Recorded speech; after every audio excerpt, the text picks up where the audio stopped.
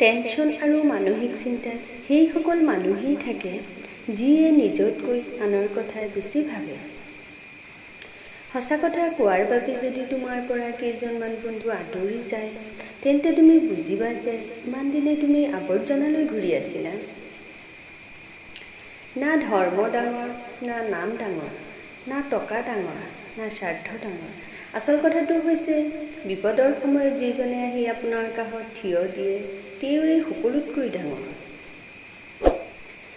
যেতিয়া তোমাক খুব মিছ কৰোঁ, তেতিয়া এই আকাশৰ ফালে চাই থাকোঁ। জানো তাত তোমাক দেখা নাপাওঁ, কিন্তু এইটো ভাবি সান্তনা পাওঁ যে দুয়োজনী এখন আকাশৰ তলতেইতো আছোঁ। কোনোবাই মোক সুধিছিল, সকলো জানিও তুমি কিয় মনে মনে থাকা? মই তেতিয়া কৈছিলোঁ, চাওঁ নিজ স্বাৰ্থৰ বাবে মানুহ কিমান তললৈ নামিব পাৰে। দুখীয়া বুলি ভাবি সম্পৰ্ক এটা ভাঙি নেপেলাবা। এটা কথা সদায় মনত ৰাখিবা, দুখীয়াৰ প্ৰজাঘৰত তুমি যি মৰম চেনেহ মান সন্মান পাবা, সেয়া হয়তো ধনীৰ অট্টালিকাত কেতিয়াও বিচাৰি নোপোৱা।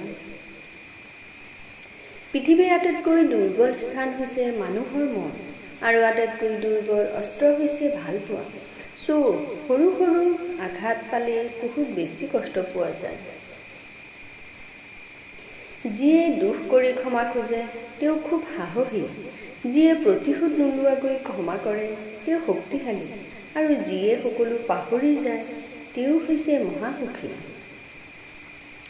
আমাৰ জীৱনৰ আটাইতকৈ ডাঙৰ শিক্ষা হ'ল আমি কৰা ভুলবোৰ, আৰু এই ভুলবোৰে আমাক বহু কথা শিকায়।